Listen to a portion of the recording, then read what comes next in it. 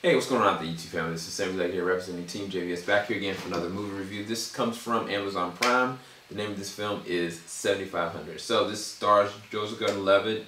He plays the role of a young American co-pilot who is basically trying to preserve the livelihoods of the passengers and the crew that he has while under siege on his actual flight. So this film, I just got done looking at Greyhound from the Apple TV Plus, and I thought that was amazing. Like I actually really enjoyed it. I gave that like a 9 out of 10. This film, there's things that I liked, and there's things that I really did not like, and I'm gonna try to dissect it. The reason I think I'm gonna go through the things that I did like. I think Joseph Gordon-Levitt, as an actor, he really does know how to play that role very well, of the character Tobias that he's playing. It really does make it feel like a realistic, all the things that he was really kind of reacting to emotionally seemed authentic for the most part. Like when there was vulnerable, precarious situations where it was like out of his complete control, I felt it. When there was a serious situation that was happening and I was like, I don't know, what is he gonna do, you know? And you know he doesn't have any options, but he, you know, it was very heart-wrenching. Then there are the sensible moments. In the very opening act, it seemed like he was really kind of charismatic, really normal, natural, but he's very studious. So I think that was fine. But the second and third acts, I find that they did not really utilize him as the actor that he really truly is. And what I mean by that is there was a long amount of time where he just was like either one, kind of like flailing to try to like fix something, bandage something, do something, and it was just a lot of wasted time. Versus, I don't know if they did that because they wanted to kind of make it feel like a all one take, like this was from the moment they took off until the moment the movie ends, that this was all like in real time, like there was never a moment spared. But I think that this movie would have benefited from some transitions, because the times that he was just kind of like doing stuff, like he's kind of taking his time, he's kind of sitting there doing this, or he was like panting, or like there was, oh my gosh, in the third act, there was moments where he was just literally on his back not doing anything. And then there was moments where he was just kind of like sitting there idly, and I'm just like, bro, like the pacing, it was just dragging so bad. I was like, give him something to do. And I think that the reason why the director wanted to do it that way, that I could guess, is they wanted it to feel as though this is all happening in real time. Like, there's never a moment that I was kind of like, oh, okay. Because, I mean, for the most part, you never even see the whole entire crew. The only time you see everybody that's a passenger is when they're going through the lines with the two stewardess, and that's the only time you actually see who's the actual passengers. And some people they focus on for a little bit, but for the most of the movie you don't. Like, you're literally in the cockpit with him.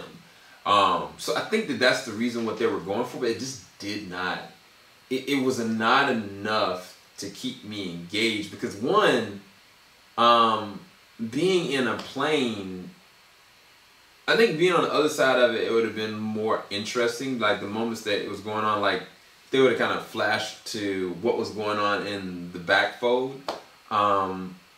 I don't know. It was just, the transition didn't work as far as pacing is concerned. But I think that he was definitely an elevation of it. Another positive thing that I did think that it was a comparison to where they handled it with Greyhound is everything about the way they managed the plane. Like him and his main captain, and the way that they kind of like were organizing the plane, setting the barometer, checking out like the oil levels or the fuel levels, or making comms. I thought that was very intriguing. I felt very real, felt very visceral. And honestly, like I'd have to do research, but I questioned whether or not this was actually shot on an actual plane. Like they actually went and they took off, they went to a certain destination, and they took off, and then they landed, and it was all done in real time.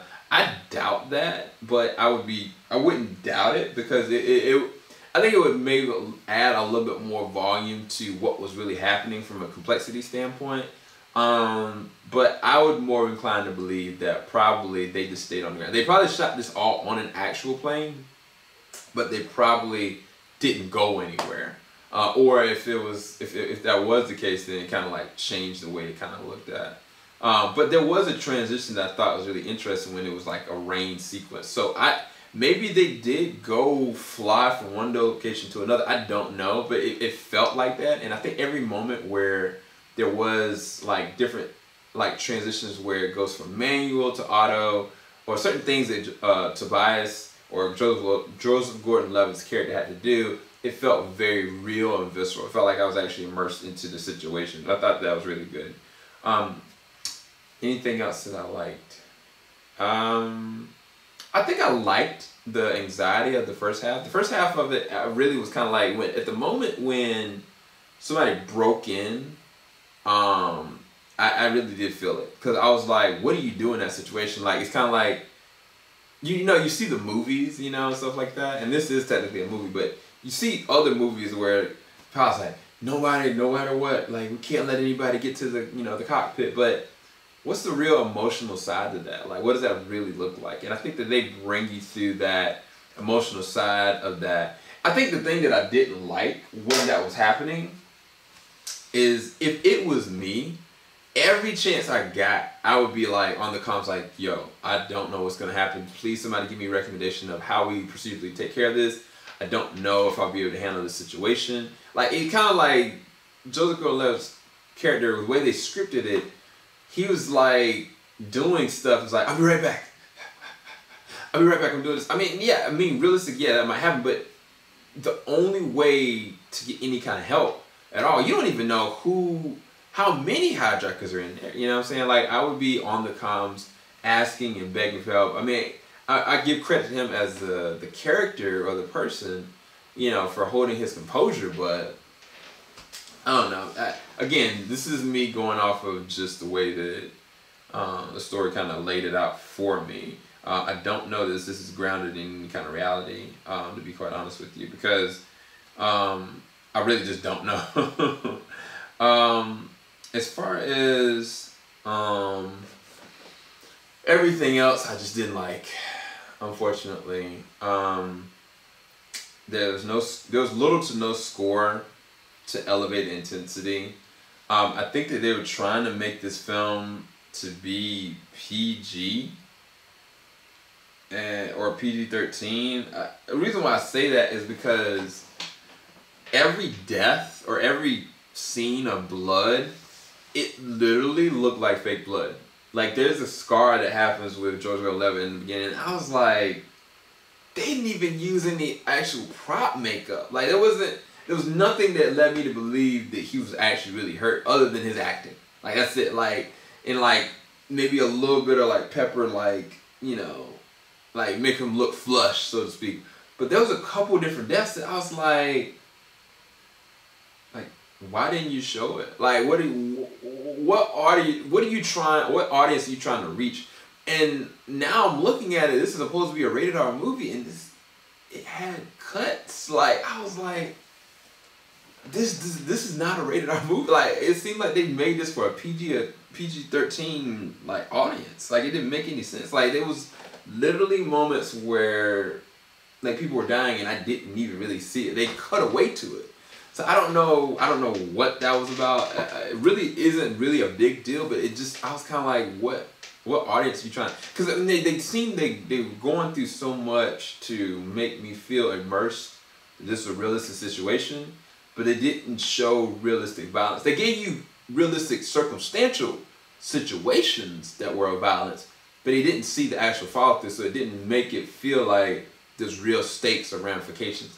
I did feel a couple different ones towards the second act. And then the third act. Oh my gosh. I don't even really want to go over my notes. I just know that like this feeling of delayed panic was very annoying. There was a hostage scene that happened in the third act. Like, not even the main hostage scene. Like, the main hostage scenes, I was kind of like, okay, bruh, if I was them, I was like, I would have done this. I would have called and said, do this, everybody. But, you know, after that happens, it was kind of like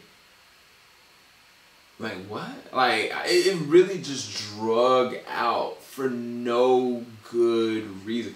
And it was kind of like the actor that was in the role that was, you know, the hijacker or whatever. This is no shade to him, but it was like they literally just had him like sticking some glass in the air and like panicking and yelling the whole time. Like they gave him a really interesting switch and turn, you know, in midway during the second act. But then it was just kind of like it was for nothing because the whole entire third act was just like wasted, bro. Like it was so wasted that I was like taken out of the movie because one, they didn't allow Joseph Gordon-Levitt to do anything. And they allowed the hijacker to kind of just like go back and forth from like anxiety and worry and just it drug so bad. I think the third act, it's transition from the second act to the third act. Like it hasn't been this bad since I looked at what was that movie? Waves. And the crazy thing about Waves, I can give credit to Waves because even though I didn't like the second act transition, at least it was engaging enough that like I was like, I don't like what's going on here, but you know, it's whatever. This, I just could not get behind what was actually happening. The positioning, the atmosphere. I mean, it was really just, I wasn't invested. I wasn't invested in either character at that point. I wasn't invested in what was actually happening from the transition. And everything that was going on in the third act, I was like, why are they dragging this? And I just really kind of questioned it, and I don't like that. Yeah, these long drawn pauses just didn't work for me. I think that's pretty much everything. As far as a review number, unfortunately, I would probably rate this at like a 4 out of 10. I think that definitely Joseph Gordon-Levitt saves a good bit of it from his acting, but then they don't really do much with him. I think the first act was actually pretty good situationally, but then everything else from just being rated R film but didn't feel like it, from scenes dragging out for no good reason, my lack of understanding of what was really happening, certain standpoints, I was like, why is this happening like this? Kind of drags this movie down. It's probably the lowest rated film I've rated this year. So leaving it at a 4 out of 10. Hopefully you guys did enjoy this review. If you have any questions or comments, leave it in the comment section below, please. And yeah, until next time. Keep it locked. JVS, we ain't gonna stop. Have a blessed one, guys. Peace.